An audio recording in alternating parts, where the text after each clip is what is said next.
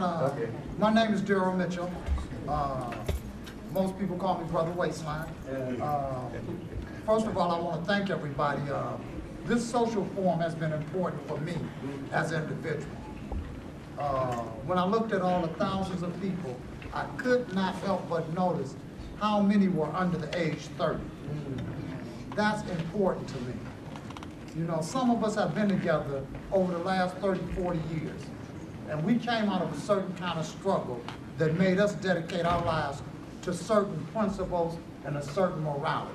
My point is that a lot of the people you meet here, especially the younger people, these people are going to be your new family that you live with, right?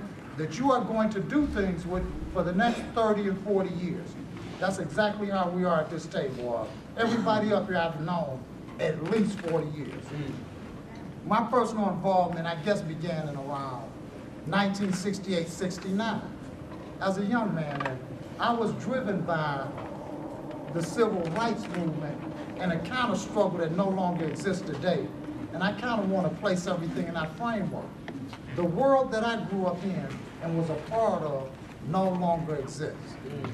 Therefore, part of my job is to describe what we faced, how we try to deal with the things we dealt with, and the point of view that we developed. My job is not to tell you what to do. See, telling you what to do will mess everything up. But you have a right to know what we went through, why, and what we was faced with. When I was in high school, actually, I knew what I was going to do in my life. I went to a school where they had different trade programs. We had music classes, right, where we just sung things like do, re, mi, fa, sol, la, ti, do. You could learn a trade, right? We had home economics classes where you could learn how to cook. I learned how to type at 14, 15 years old. And my point is that I grew up in a society with different orientation. Its orientation was industrial.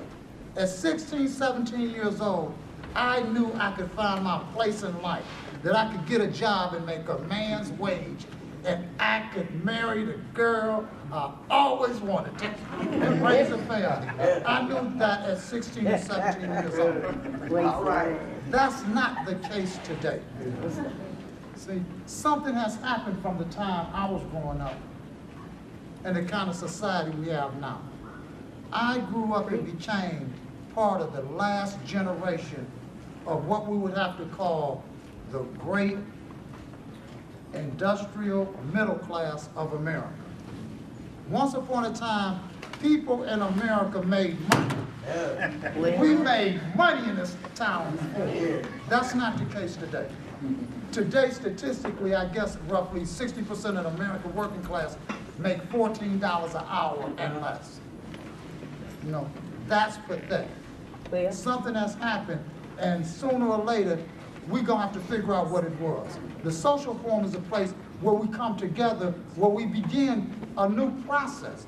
Part of that is passing on some things. I don't want to go too far, but I want to take about 30 seconds to read something. It's out of this book called Detroit, which I'm hoping every single person in here get before you leave. I will personally autograph it. Yes, I wrote it, but I wrote it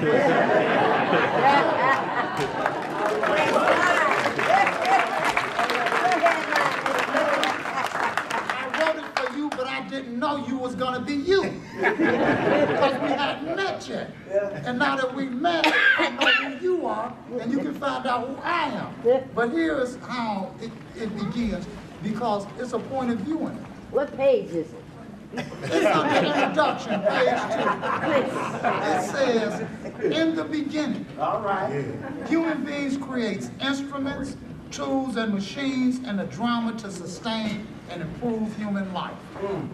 Since people organize society around the instruments of production, types of organization and family life ultimately depend upon the tools and means you use.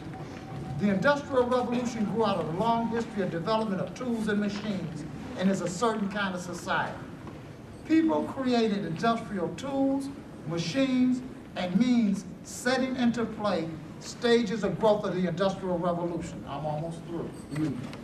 Then on the 6th day, the Industrial Revolution recreated man in his image.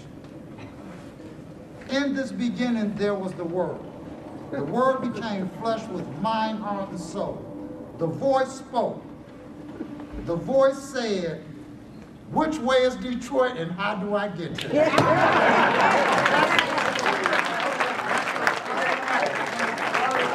Our story is the story of the development, the rise, and the fall of the industrial working class. It's a story of all the phases we went through to try to get organized. Bound up with our story is the story and history of the development of industrial capitalism. And we have to know what it was and is that we're fighting with, and why we have to have another vision and do things in a way so that we can continue to struggle for the next 40 years. All right.